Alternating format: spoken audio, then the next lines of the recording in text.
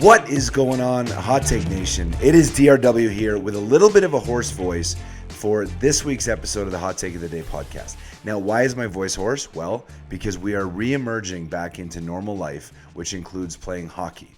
And on Sunday evenings, I play in a father-son skate with 7 of the coaches that I've spent the last 7 years coaching our boys from the ages of 6 all the way to where they are now, and the highest is 17. This week, I have been 0-4 in all the games. Every team I'm on, I always lose. And we change the teams every single week, and I lost every time. But this week, I was on a team opposite to my 2 sons. And it turned out that it's a lot harder to yell at them from the opposing bench about the things they're doing wrong. And so my voice is a little hoarse from communicating effectively with my children during our hockey game. But today, we are joined by Suzanne Ogle. How are you? I'm great. Thanks for having me on. I'm excited to be here with you. I'm really excited to have you too, because we always focus on oil, because there was a time not too long ago that gas was the unloved, unspoken commodity that was a waste product for many companies in the Permian and was just death. And then in an instant, in the blink of an eye, it has become natural gas's heyday. So let's talk natural gas today. Why don't you tell us a little bit about what you're doing, your organization, and what we're going to talk about today? Sure, absolutely. So, let's just go back 1 second to gas was a waste product, which is actually why it became so important today, right? Had it had the really high prices back, you obviously, Dave, been in the industry long enough to see the cycles. And it was gas, and then it was no gas, oil, and now gas again, right? And so it was because gas got so low that it was able to take a predominant place in the energy space. So not to get off key, but I guess we can all be thankful for that inattention, so to speak, of the gas, because it allowed it to really become fundamental to our energy solution. Yeah, why don't you talk about the history? Because for younger folks who weren't in the industry, I started my career. I don't know what you're saying about me. No, I'm saying collectively, you and I, obviously I'm a lot older than you, like a lot older. I started in 2000, and I remember the Senate hearings in the United States talking about the shortage of natural gas. I was at Anadarko. We were drilling bumps and conventional and exploration plays that needed ice roads and helicopters. And then all of a sudden, the Barnett and shale and fracking and Aubrey, and I remember Aubrey just trying to displace coal with natural gas using CO2 as the canary. And we were the hero of the environmentalists at the time. They were all about get rid of coal, go natural gas. They loved us. Fickle though they are, right? Fickle though they are. So let's talk about your organization and what your mandate is. I think before we started recording, this month is Natural Gas Month? Natural Gas Take Action Month. It's all of October. So I'll start with the association. So SGA has been around since 1908. It was formed by all the operators back in the day when industrial was coming after the war and they were building all the pipelines. They all got together to kind of solve problems so that the states wouldn't be mandating at the state level, to try to come collectively together and solve those problems and help install the pipelines and the infrastructure that was necessary to keep natural gas growing. We started in Georgia, which is why we're called the Southern Gas Association, was primarily southern states to start with. But we are now from California to Delaware, our members are. And so Southern is not really a relevant name anymore, but we haven't changed it. So some people call it the Strategic Gas Association, but it has a long history. So what should we be taking action on? Because, we had Gregory Wrightstone on last week, who wrote Inconvenient Facts. It's actually a great book. If you haven't read it, for listeners, it's pretty short, but there's a lot of good data. And he calls CO2 the miracle gas. But as you said, environmentalists are fickle, and we went from reducing CO2 in the transition from coal to natural gas, and now we're on this whole different platform. But when you say take action in natural gas this month, what are we doing? Yeah, so Southern Gas Association is a training organization. We don't do lobbying. We do advocacy, but not lobbying. And so one of the things that we're doing is we're really focusing on educating. So I think Natural Gas Take Action Month is really about our quest to inform and influence the narrative around natural gas, and then to align ongoing initiatives, because a lot of different associations and everybody's trying to help change that narrative and educate people on where energy comes from, and to kind of recalibrate the industry's way that they're presenting themselves, so that people understand the relevance of it and how it fits into the energy mix. And so Natural Gas Take Action Month was the brainchild of our chair this year, who is Don Rakes with Dominion Energy, the president of gas distribution. And he and his team wanted to really put the pedal to the metal on, influencing the narrative, because Don's theme this year is natural gas is a key, and reliable, essential, innovative. And so all month long, all of October, we are putting out social media that you can share with your friends, whether it's on LinkedIn, which I try to encourage people to get off of LinkedIn. I know you're having a personal feud with LinkedIn, right? Or it's not so much a feud as much as it is, my account is, they call it temporarily restricted indefinitely, which to me feels a lot like a ban, and it's not so much of a feud. Yeah, no, and I believe it's more them with you than you with them, right? Because you're happy to be on LinkedIn, and I think you had a whole bunch of really passionate followers as well. I've watched your podcast over the years and seen you interview people, and I've always found it entertaining and informative, as a matter of fact. So I really don't know where they're coming from, but anyway, moving beyond LinkedIn, I think that it's really essential for our industry and the professionals in our industry to get off of LinkedIn and get on your Facebook and get on your Instagram and get out there and reach people that are not necessarily in our industry. Our industry has a better understanding of this. And I mean, I look at my family, I love my dad to death, and I'm sitting at 4th of July with my dad last year. And I don't know how, my dad's a Democrat, I don't know how that happened, but he is. And he has a conversation, he starts, kind of bashing fossil fuels. And I'm like, hey, Dad, hold up, what happened here? And so we kind of get into a conversation about it and I'm educating him about renewable natural gas, which he has zero idea about. And I'm just like, listen, I'm an all of the above person. I think you have to be agnostic to your energy choice, and you have to choose the right solution for the intensity that's required, for the reliability that's required, for the affordability. It's all together, in my opinion. And nuclear is part of this too. But it was interesting. So as I'm sitting there with him and I'm trying to he doesn't believe it. He's very fear-based, which I think a lot of people are. And he's like, what if what they're saying is right, and we have done so much damage that my son and my son's son are going to be in an environment that they can't live in? So he's coming from a fear-based place. And so I'm trying to educate him with facts that aren't that helpful. So I have to connect with him on an emotional level first. But here's the irony of it. So I come back down following 4th of July, and my dad's like all excited. He's like, oh, I've just put in a natural gas generator so that if the power goes out, Phyllis will have energy. I'm like, wait, you understand what you're bashing over here and voting against on this side is the product that you just put in and you're going to need. So I think there's a big disconnect for people. And, I think that's where you got to get out and really talk to the people in your communities, your churches. I grew up in California. As a matter of fact, I'm getting on a plane to go to California tonight. And so my family, I guess you could call them the fruits and nuts of the world, right?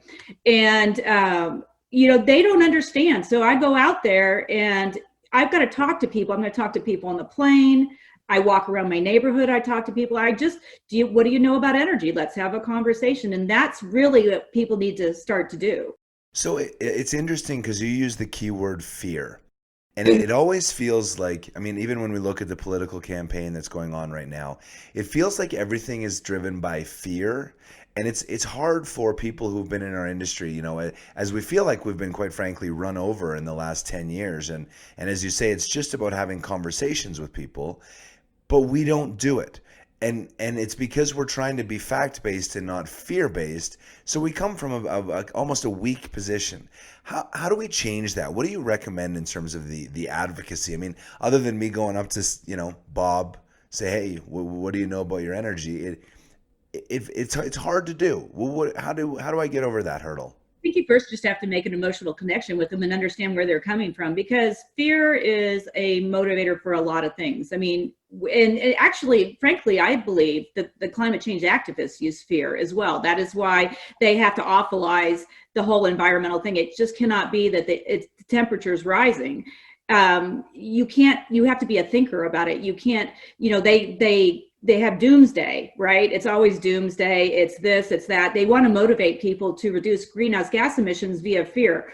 And so they're using fear, and that connects with people who are wanting to get away from. So that message connects. So I think if you're going to not use fear, you have to first understand where they're coming from and what are they concerned about. So in the case of my father, he's concerned about an environment for the generations after. So if I listen to that and I fully process it and I don't immediately respond with an argument, and I connect with his fear, I can say, well, I agree, and I can see why that's scary, and we don't want it to be here. And, we have to do things that are not only to reduce greenhouse gas emissions, but did you know that natural gas can help actually take it out of the atmosphere, and we can kind of bring it back? So you can bring in facts into a context that helps them with where they're coming from that fear base. But if you get, and this is one of the problems with our industry, I think, over the years, is number one, we were failure at PR for ourselves, and we weren't advocates for ourselves. But a lot of the people came from almost a arrogant stance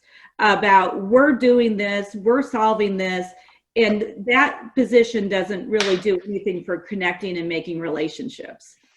And it's interesting because then you add a couple layers. And so I'm going to go a couple different ways with this. So first, we talk about people are concerned and fearful for the future generations. What I find and what I'm most frustrated about in 2020 is the inconsistencies, because I am fearful for my children because we're passing $7 trillion worth of stimulus and we're kicking the can down the road on a currency devaluation, hyperinflation, wealth inequality, and arguably even a civil war. And I am fearful of that, but my fear is rejected because the media has picked up this narrative that is, we need stimulus because 95% of people need checks to live. And so we have this inconsistency around the things that we're fearful of. I'm fearful for the future for my kids, but I don't care that we're going to have so much debt that there will be no future for our kids. There you go. So how do you balance that as well? Because again, it's pure emotion, not fact. Yeah, I agree. And, I think it's because climate change fully registered on the mass media radar. And when you have this enormous media campaign going against fossil fuel and not against debt. I mean, I'm fearful as well. I'm fearful that if they ban fracking, the gas that we need is going to be stuck to conventional and you're going to get stuck. I'm fearful of not having energy independence. And so I think we all have things that we're concerned about. And really, I think the key to this is we have to stop being so polarized. Right. And I mean, the whole world has to stop being polarized. You really don't come to a good solution when it's either and frankly, I don't think most people are that binary. I think that is created by sensation. I think that if you can get people to sit down and have a conversation, they really can find more of a middle ground to meet in. And one of the things that has been to our disadvantage is, although it's needed, but the companies are stepping up and the companies are dismissed as they have an agenda. So that's really, to me, why it really needs to come down to the people in the profession that have a better understanding about energy and how it works. And frankly, I would tell you that a lot of the people in our industry need to school up on energy. I think that they're very siloed. They work in one particular area and they need to understand how it's all woven together. And I think that not everybody in our own industry is educated as they need to be. Now, SGA has a program that we rolled out 2 years ago. It was together with a bunch of our members that we created. It was called Natural Gas Champions. And Natural Gas Champions really is it's a course that teaches everybody about how the industry is woven together from drilling all the way through distribution. And then it helps people be informed on the different facts, so that if your neighbor comes up to you and says, hey, what about climate change? Did you, and they can speak with some information or more comfort on that level of topic. And then it also, what a part of it, I think is probably the most important component of the program, is that it helps people write their elevator speech. And so when you write your elevator speech, you get used to being able to have this conversation, so you don't get nervous that maybe you're not understanding something. Because if you get with somebody who's really passionate, they're going to come throw something at you. And if you're not comfortable with that conversation, you maybe freeze up a little bit. And, it's interesting. I went out on my Facebook and I'm ready to take a flogging. So I went out there, and I've done it several times. When Energy Transfer was trying to delay the DAPL line, I had at one point worked for them, and I was so frustrated that the line already laid there and nobody knew it. It was never publicized. And I went and I put up the map about where the line was laying for DAPL versus the one that was already there. And I had cousins that came back and said, "You mean there's already a line there?" I go, "Yeah, there is." So we don't know anything about that. Right. So it's getting people to ask the questions. And so on my own Facebook, I went out and I've been posting on there, and I had some cousins come back, and one of them says, "Well, isn't it about conservation and energy efficiency?" Right. Well, yes, that's part of it. Right. But that's not all the part of it. So you have to really continue those conversations. So if I take your LinkedIn position to get off of LinkedIn, your point is everyone you're connected to is professional, so therefore they're probably in the same industry. So by being on a social media platform such as Facebook, such as Twitter, where you have a larger community following, and on Facebook in particular, they're people you're connected to. You see their families, you see these things. That's the community that you need to connect with, not the LinkedIn community, because the LinkedIn community is a bit of an echo chamber of Exactly all your own. Okay, that makes sense. So react to this, because it's obviously, I was a canary in the coal mine, and I find it very ironic that this week, Dr. Scott Atlas, who is the person who wrote the article in April that was called "The Data Is In, Can We Stop the Fear?" And he posted it with a whole bunch of data, and one of the comments in that article was, if you are under 65, virtually zero chance of dying of COVID if you are healthy. And today the CDC came out that 78.2% of people who have died in the United States are over 65, and we know about comorbidities. Nonetheless, he posts something and Twitter decides it's false, so they stop it. Gregory Wrightstone posts something on LinkedIn on polar bears, and the polar bear population is actually growing, which he then cites with data. LinkedIn says that's false information. People say things, and these companies are either amplifying the narrative, and so I would use CNN as an example. I would use NBC as an example. Mainstream media is amplifying this climate change narrative, and then Twitter and Facebook are taking down posts that say things like CO2 is the miracle gas. 4% of the world is browner, and that's bad, but 49% of the world is greener, and we can have higher energy density and agriculture density because of our choices. So life is improving. CO2 is great. CO2 is the best. And I'm at risk of having that post get taken down. What do you think about that? Yeah, it's really, well, you've seen probably on Netflix, you've seen that social disruption out that's right now. The social dilemma. Yeah. Social dilemma. Thank you. It's interesting. I have a niece who is working for Amazon up in Seattle. She came from Omaha, kind of mid area, and she's young. She's 20 something, 24, probably something like that. Anyway, so as she started to recognize, it's interesting to me that she works for Amazon as well, because all the people who mine data, right? And like the second you look at something, you're obviously suggested more of it. And so all that, she's wanting to take herself away from that so she can understand the story, the truer story. So I really think that it's really going to boil down to people connecting with people. So although you have all this intelligence of data, which by the way, this high level of data takes a ton of energy to create, right? And so when they're talking about why they want to move into this green energy, I think that what they're not saying is the amount of energy that they need to mine your data and then control your conversation. It's interesting. We had at our executive conference last year, Ann McElhenney spoke to us. Are you familiar with Ann? I don't think so. So she was a Hollywood producer and she had made a movie about fracking, and she's on the side of oil and gas. And her suggestion to us is you've got to go out and get some influencers in Hollywood that are actually saying this. And she said, I really believe that the people that were in the clean energy camp went out and purposely mined influencers there until they got a bandwagon going that influenced what it is. And so her point is you need to go out there and help get people on your side that can influence. I don't know really, David, how you solve the problem for people not thinking for themselves. I mean, maybe it's a survival of the fittest, but at the end of the day, people have to start to think for themselves. And you know, anybody who goes to school, I think the whole point of going to school is that you know how to do research. The problem is, are you not getting all the information? And I think, you know, I'll tell you, one of the things that really frustrates me is our politicians, even the politicians that are on the side of, or say side, but are pro hydrocarbon, right? They don't even know how to talk intelligently about why we need energy. And they focus on things like jobs, which are important, or they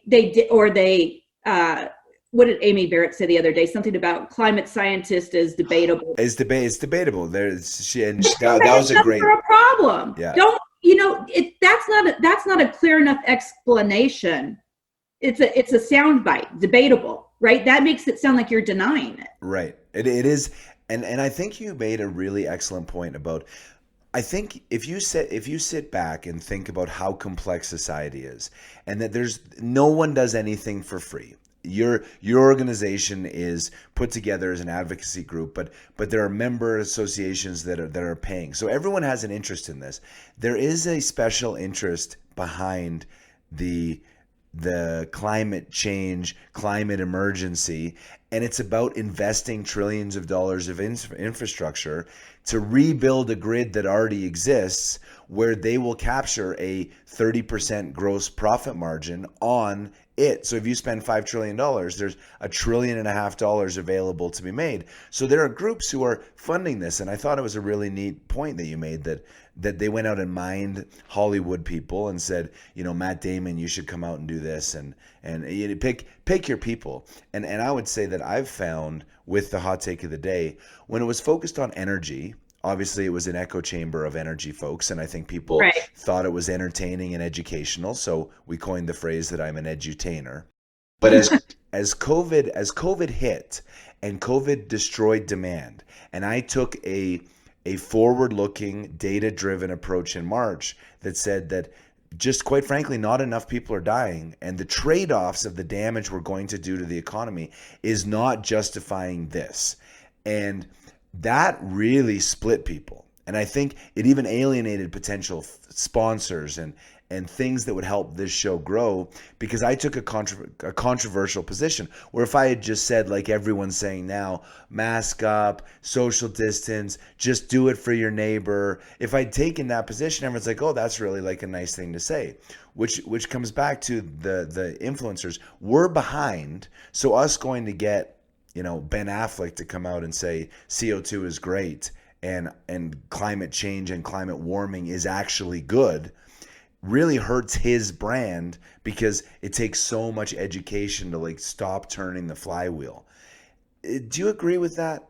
I do. And I mean, like, if you talk about the education part of it, I mean, if you look at the cartoons and in the, they're starting from a very young age, and they are already creating a narrative around oil and gas or hydrocarbons and where they fit into the thing. So they're already making them, demonizing them from a very young thing. And so I think that one of the things that people have to do is openly acknowledge that climate change is an issue, right? And that we do not want to have the Earth temperature increase, but that there are lots of solutions, and our industry is very innovative. They're working on mind-blowing solutions. So to take it back to Natural Gas Take Action for a second, we're all month long, we're doing webinars, we're doing lectures, we're doing Ask the Experts.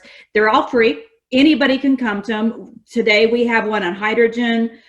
Thursday we have one on renewable natural gas that is with Anheuser-Busch and American Natural Gas. that they're using it for their fleet, because transportation is really a big issue that people aren't talking about. They want to get electric cars without understanding that's going to take 3 to 4 times more electricity, right? And then if you've removed natural gas, I mean, California's just a mess to start with, right? But if you look at their situation, and they're going to remove all the natural gas vehicles, have more electric cars, they don't have the natural gas as the dispatchable part of the power. They're importing from the other states that, if, by the way, if the other states need them, aren't accessible, and then they don't like it over there.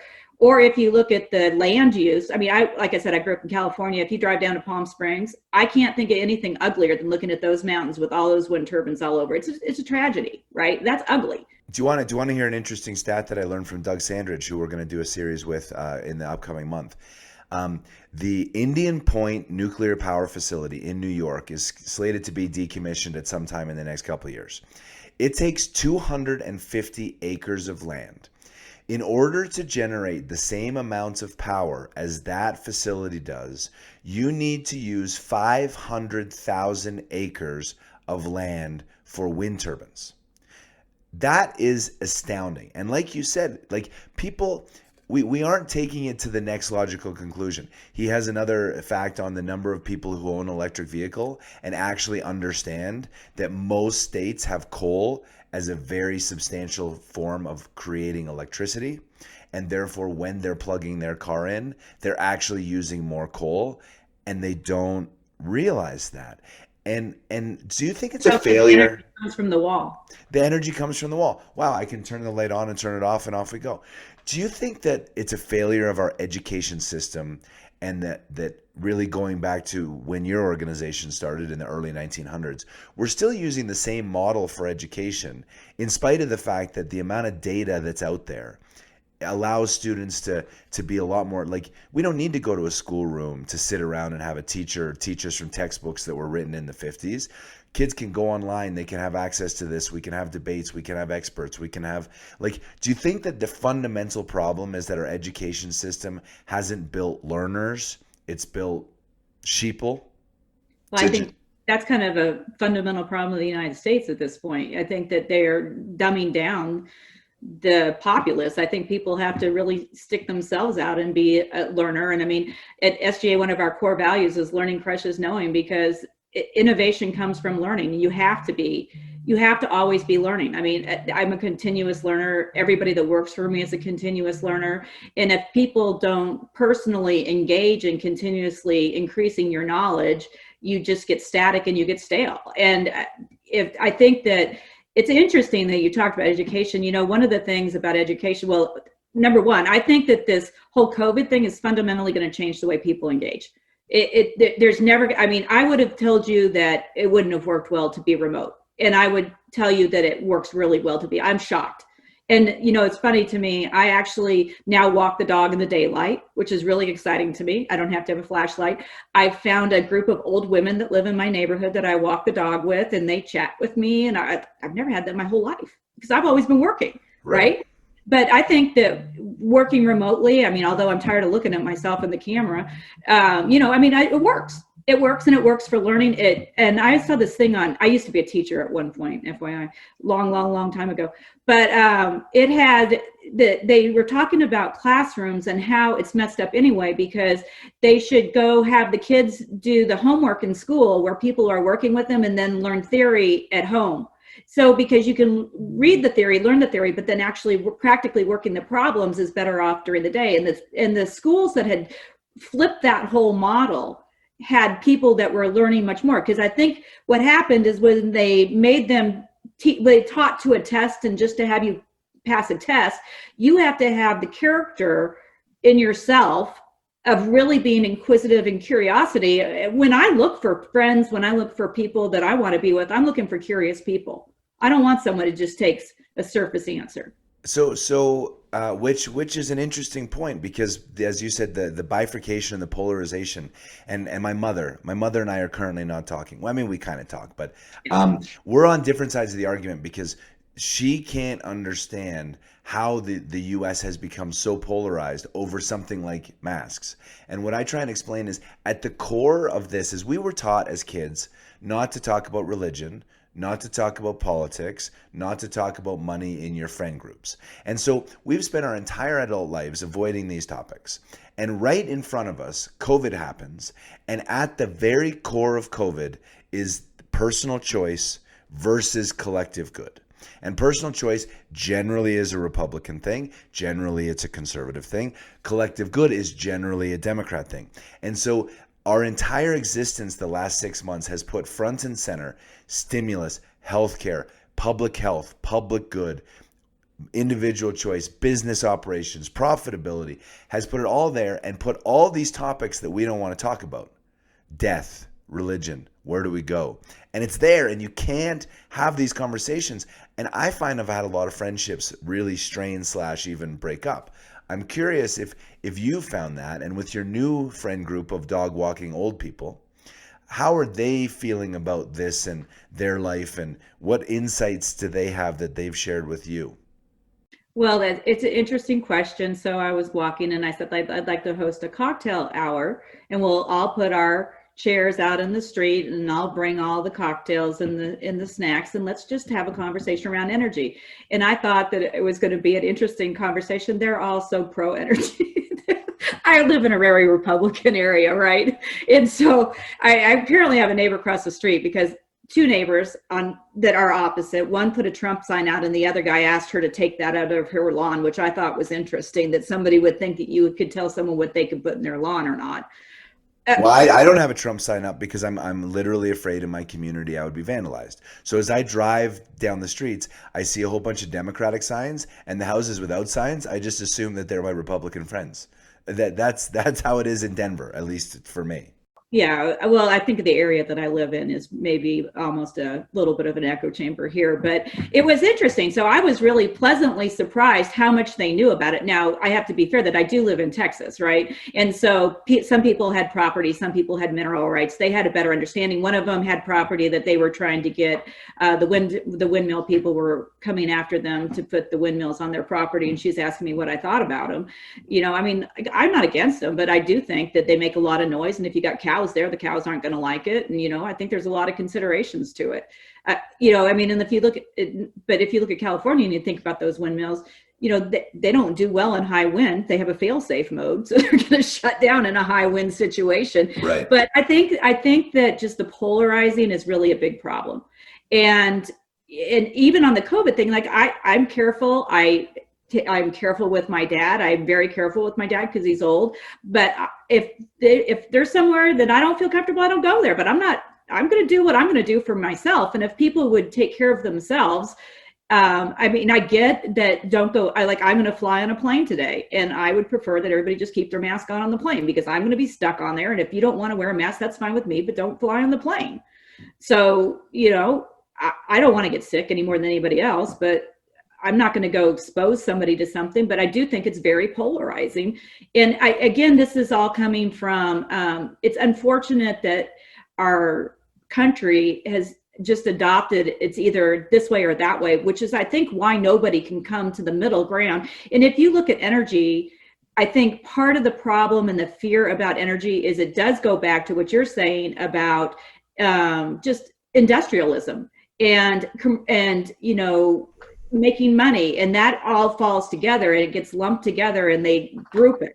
And so if they don't feel that industrialism is good, if that's good, then they say, well, we don't need the energy to do it, without realizing. It's interesting that you say that. I think, I mean, again, we could go so many places with this topic, but when we have the personal choice on the airplane, as an example, and we're not able to communicate and enunciate like a complex position, doesn't it feel like the media just likes to take like the two headlines and we don't have a long conversation around it? Because, if we were just to take the plane mask, we would both say, well, if masks are working and you're wearing an N95 mask and you're concerned and you keep it on, you will presumably be safe.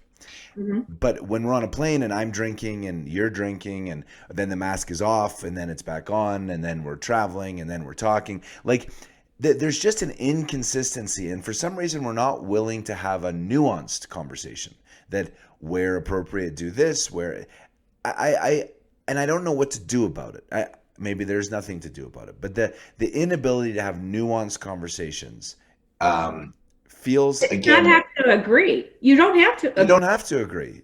There's no mandate that you have to agree. I mean, you can have a conversation and respectfully accept somebody else's position and explore the components of the conversation without having to universally walk out of there locked arms saying, kumbaya. It's why I love the podcast. I love getting to have 45 minutes or an hour with people that I don't know and hearing their insights on things. So I'm curious, how did you end up in your career where you are today? Give us a little background on Suzanne. Grew up in California, got a master's degree in educational psychology, thought that's what I wanted to do until I realized you had to teach. And then I was like, I can't take a whole day of children. That's not going to work out for me. And then I ended up in the energy industry by accident at a compressor company, and I loved it. It was just my home. The people, everything. I love the whole industry. And so I went there, did that for several years. We started another company that's same business model. It was just really a special time and place for me. Like I said, I like learning, and I've always wanted to do the different parts of it, and maybe had an overabundance of optimism on my ability to do things. But so moved into midstream, and then also worked for a producer in IR. The CEO of this said, hey, I need an IR person and you're good at sales. You'll come sell my stock. I'm like, well, I think I could learn it. So I came and went ahead and got certified in IR and did that for a while. But then this position came open, and it really just was a culmination of everything that I love, the industry, the people, and being able to touch all different aspects of it. So again, this really goes back to me liking a challenge. I look at the disruption and I don't see it as a bad thing. I think it's invigorating to me, where some people are just hunkered down and saying, oh my God, how do we get through this? I'm like, oh my God, what an opportunity for change, to change the way we're talking to people, to harnessing all these disruptive forces, and to creating a new winning business strategy or operating model for the future. To me, it's all really exciting. I love, and you know what I love about your story about how you got here, and if you've read the book, and for listeners who've read the book, I always say your career is a river, and it's easy to look back and see how you got to where you're going. But as you just described, the turns were a series of 3 or 4 events that you made the best of the moment at the time to go into IR, get certified, figure that out. And it wasn't something you planned. And so, as you said, this disruption of industry is going to displace a large number of young oil and gas professionals. But this is a turn in your river that when the world now has a need for communication, a need to understand energy, a need for educators to guide children in a conversation of nuance instead of dogma, maybe this is your time that you'll look back on 10 years from now and say, wow, I mean, I am just so fortunate that changed, because now I end up in a place that I'm so much happier. I wrote a chapter in a book one time, and it was about embracing the U-turn.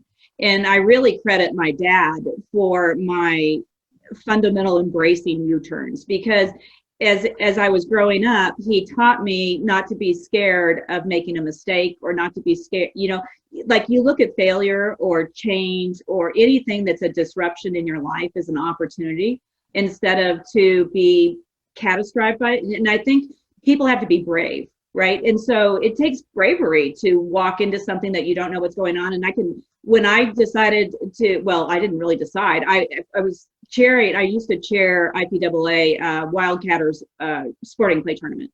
And so I have a whole car of customers, and I get a call from the CEO. I had gone to this logistics company. They were going to take, this guy had run a logistics company in Detroit. He was the largest auto hauling company. They were going to take just-in-time automotive, use it for rig moving.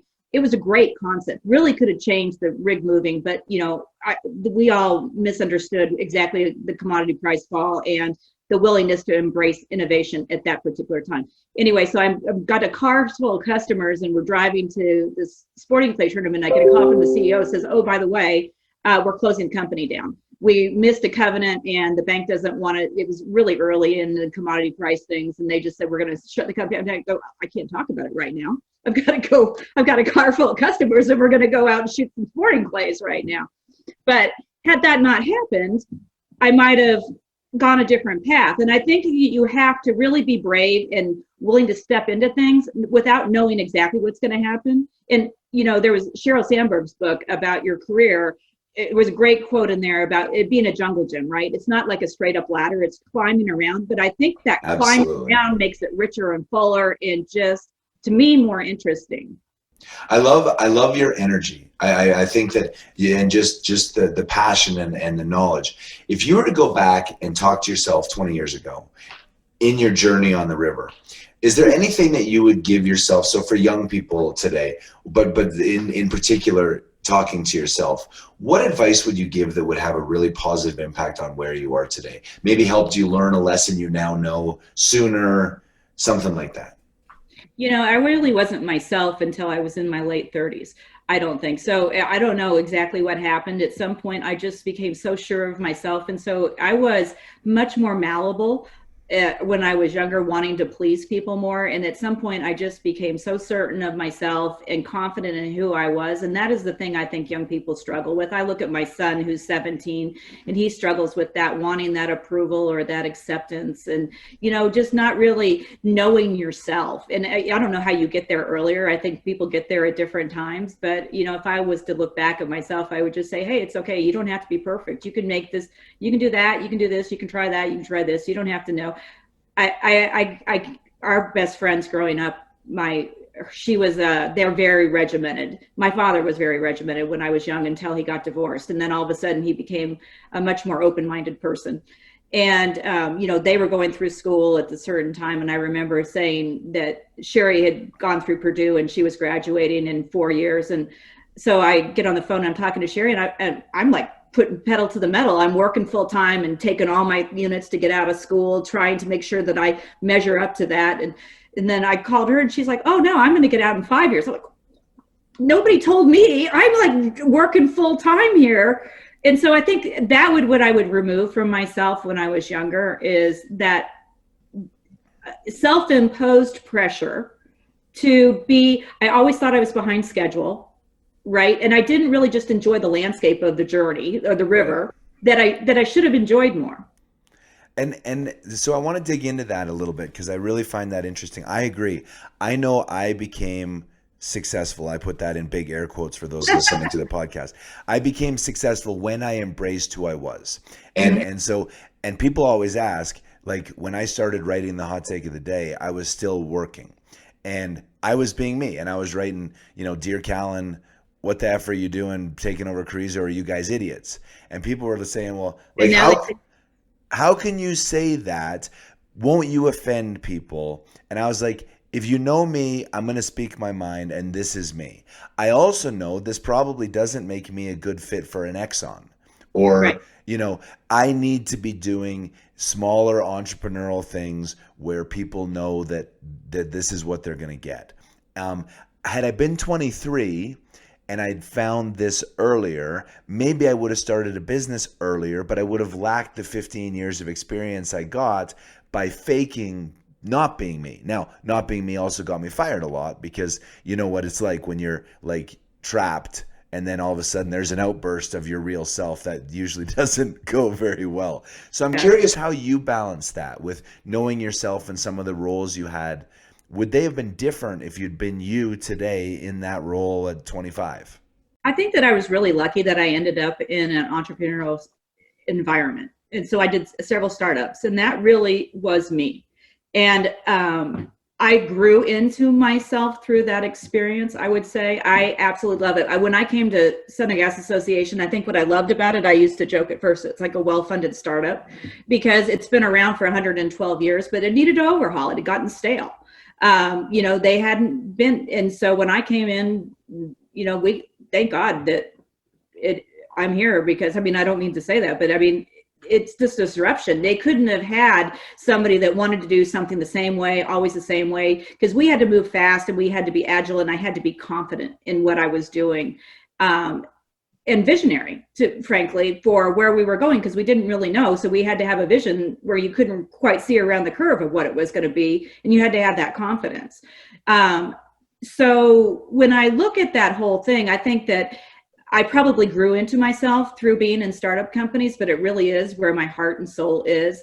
I love the energy from it. I love being able to touch everything.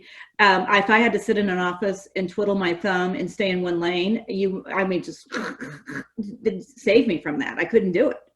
So this week, and obviously the podcast will come out later, but this week there's been two big announcements. One was Conoco is buying Concho, and the other one is a rumor that, to be honest, I don't know if I believe, but Pioneer's buying Parsley, and I wrote a post on that today. But in the advocacy and lobby groups, do you think that there would be benefit in consolidating the voice? Is part of our issue that we've had 400 or 500 companies who've all been focused only on themselves, only on making profitability for themselves and their shareholders. So they haven't looked at the big collective good. And Exxon's kind of been out there like kind of advocating, and API's been out there kind of, but we're just this big fragmented individual interest group. Do you look at consolidation on a advocacy level of a lot of the groups and member associations, or how do you think that will manifest over the next couple of years for y'all? It's interesting. I believe that there's going to be a ton of consolidation in the industry. Number one, it's the only way that you can lower your cost is to drive out your G&A. Really, I mean, I think that people have got down almost as efficient as they can get, and if the commodity price is going to stay down, I don't see another way to do it. I kind of look at flaring as one of those opportunities. That's something that should have stopped and that they shouldn't have been pursuing. But the fact of the matter is, if you look at investors at the end of the day, if you're giving them a return, for the most part, they're going to move on to wherever that money is. And so if you look at the growth at any cost mentality that was going on, and it was covering up, not what wasn't profitable, but they just kept growing. I think that money drives bad behavior sometimes, and that if the industry as a whole needs to get together and maybe look and have a bigger vision or a broader landscape about where do we fit in, and that's difficult to do when you're backed by stockholders who are putting pressure on you to give a return, because that's really the only reason they're in there in the first place. Private companies can make different decisions. As an industry, we are fragmented. I would say we're fragmented in one sense and we're not in another, because there's more of a laser lens on certain aspects as you go along. And so where it's really interesting to me, whereas low gas prices would be good for distribution, they might be bad for the different aspect of that. You could be in the same industry and have low prices good one place, high prices better for you in another place, right? So I don't know how they all get together, but it is definitely something that the industry talks about is, I look at One Future. I think that's a great example of people coming together and really thinking about, I think they're going to have to think, how do you really position yourself for being a player in this industry or in the energy solution for a longer term? And what does that story look like? And you're going to have to be willing to re-examine it. Well, and I think, just thinking about trade associations and organizations, much like I've said in the past on posts, the people at Concho. Now, there's rumors that maybe, Tim Leach is taking over as the lower 48 executive VP. And we'll see how that goes. Having been a senior exec, certainly not at his level and in a company his size, but being the man and then not being the man and dealing with the political and social issues between Concho and Conoco, quite honestly, will be very interesting. But through no fault of some of the employees in that group, the only way this acquisition works is to cut heads. Yep. And some people, through no fault of theirs, simply through the way the cards turned out, will lose their jobs. It seems maybe with trade organizations, it'll be the same as, Group A is funded by Concho and Group B is funded by Conoco. Conoco takes over Concho and they decide they're only going to fund Group A. And so then A and B are sort of forced to merge together because B's lost its revenue source but has a membership. And so that sort of forces consolidation just based on revenue. Is that something that happens in trade associations? When I think about a lobbying organization, yes. So a lobbying organization, they definitely, they're lobbying essentially for maybe a pipeline and the producer, slightly different nuances, but there are a lot of lobbying organizations up there, and there's only so many people up on the hill that you can talk to, right, or influence. So and plus their dues are pretty hefty. So I definitely see that that's probably right for that. Like in terms of us, like I said, we're a training organization. We're not a lobbying organization. So what we put out is different than what they're putting out. It's more along the training, the best peer-to-peer practices, and advancing things. So it's a different business model, different intent than a lobbying organization. But I think right along the lines with some of those lobbying organizations, there's just, it's a hefty chunk of change to belong to them, and how much influence can they really have? Well, the best lobby I always wanted to do, and again, I'm not exactly known as a subtle person, but on this energy advocacy, we can have all the conversations we wanted. I always wanted, like, you remember in Hunger Games, they had that like event, like what do they call it, the pruning or whatever, where like one kid from each village, boy and girl, is brought that day, and then they have the event. Weakest link. Yeah, and so to me, with natural gas, if the entire industry just shut the wells off for one day, and everyone saw how screwed up everything would be. It's amazing that the reaction of the world would be like, well, they can't do that. I need my power. We need to regulate more so that they can't do that. But at the same time, as long as we continue to stay silent, they're like, you're bad. We don't need you. We can replace you. You suck. And so I always thought the best lobbying effort would be a national day of turn the gas off. But it would be pretty negative. That counts storage, right? But I think with the point that you're making is a really valid point, is that a lot of these legislations are 10, 15 years out. So there, you can lobby for something and you could legislate for something, but until you actually have to deal with the implications of what you're legislating for, it's noise. It's noise that they don't actually have to deal with. So the person here today is saying no gas or electrify everything. Well, you know what? That's 10 years out before they're going to get there. So that's not 10 years out, and they're not sitting there without having to pay the cost, the higher cost, or switch out all their appliances, or mandating this, or they don't have to deal with it. So if you don't have to, you can tell me that I have to wear dirty clothes, but I have a whole closet of clean clothes in there. Until I have to really wear something that stinks, it's not going to matter to me. Yeah, it's an interesting one, and it will be interesting to see as consolidation happens, as more bigger and bigger and bigger companies control more of the market and therefore the communication. Exxon and Chevron, as examples, have clearly not gone the way of BP and Statoil and arguably Equinor in terms of trying to shift their business model to a more European renewable, because Europe is very concerned. It'll be interesting to see if our American companies take leadership in we need to push back on this is important, and how they do a better job. I hope they do. But what is interesting is that although the United States has not really had as much of a concerted effort to talk about reducing emissions or having a plan altogether, they've actually done it, whereas Europe has had a plan and they haven't done it as much, right? Which is a really interesting statement there. I mean, that speaks to the market. But I do think that the company, you look at the transmission companies, look at Williams. Williams is a perfect example. They are embracing it. A lot of the companies are. Kinder's not as vocal about it as what Williams is. But I think that the companies need to get together and understand, all of the companies need to embrace that everybody in this world wants to have a clean energy future. So how do we get there in a realistic way? And to dig your heels in and say, we don't need to change, or to just be quiet about it isn't going to get you anywhere. There's going to be a new mode, and it has to be more authentic than they've been before. I love that. So this is going to be my last question, and it is the first time we've done this segment on this show.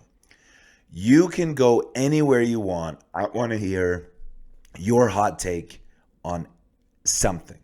Give me something spicy. Give me something that is just really in your craw, and you just got to vent on it for a second. Well, I'm oh my goodness, I don't want to vent.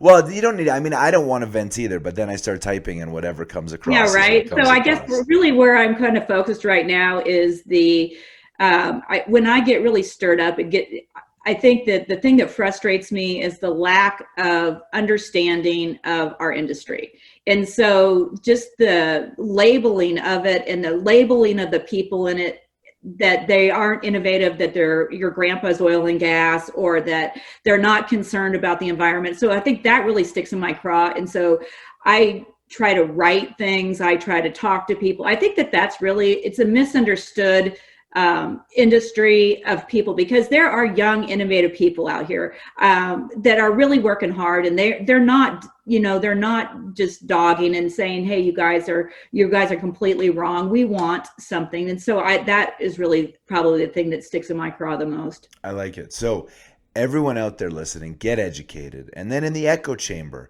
don't just go on LinkedIn and share your views to people who are probably already there.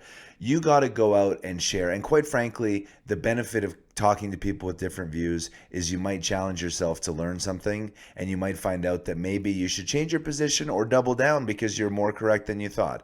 And so with that, I would say, Suzanne, thank you so much for joining us today on the Hot Take of the Day podcast. The hour went by so fast. I really enjoyed talking to you. I appreciate it. Well, I appreciate it as well. For everyone else, share these podcasts with your friends so that they're able to hear the message of what we're doing in energy, and that we're not all trolls living under the bridge trying to ruin the universe. We're trying to create a better life for everyone on Earth, and the requirement of energy is essential. Without energy, there would be no podcast, there would be no internet, there would be no cars, there would be no jobs, and a Coke bottle. And no Coke bottles. So until next time, be safe, be good, have a great day, and bye for now.